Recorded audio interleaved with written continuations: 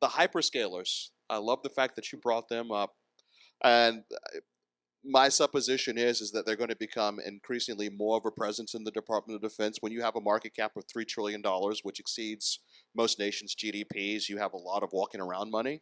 How do you see the hyperscalers having more of an impact as far as bringing capability like yours and others into the Department of Defense at scale? I mean, if you take Google as an example, I mean they took themselves out of defence a few years ago. Disposed of a big project. They've Project Maven. They decided, right, actually, you probably all know this, employee pressure and everything else. Defence was kind of a dirty word. ESG is defence was always it's up there with pornography. I think the world's changed since the Ukraine invasion, where people now realise that defence isn't a nice to have. You don't have any kind of ESG if you haven't got defence. So I think so Google have now gone back to actually we will do proper defence. So the last few years they've been kind of playing around saying we'll help you do spin up GCP, but now they've removed the kinetic blockers to some of the things they're doing. So I think defence is now a very attractive place for the hyperscalers, the Microsofts, the Googles, the Oracles of this world. But I think defence has to be careful that they're not getting locked in. I think that's a real danger. We see ourselves as tech agnostic.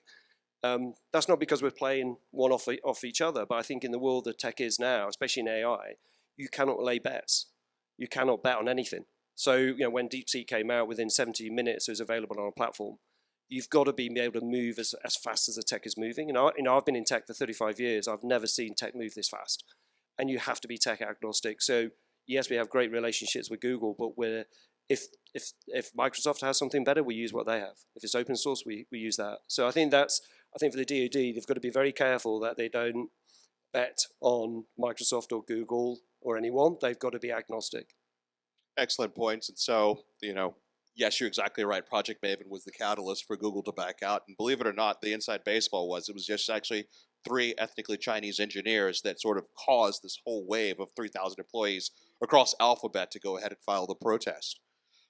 Interestingly enough, when Microsoft started to win very big multi-billion-dollar contracts, that's when Sundar was like, wait a minute, we're going to be missing out. And so I think DoD, to its credit, is leveraging its weight and its heft to be able to go ahead and have as many cloud providers as possible, including Oracle and also, a couple of others. So we'll see how that plays itself out.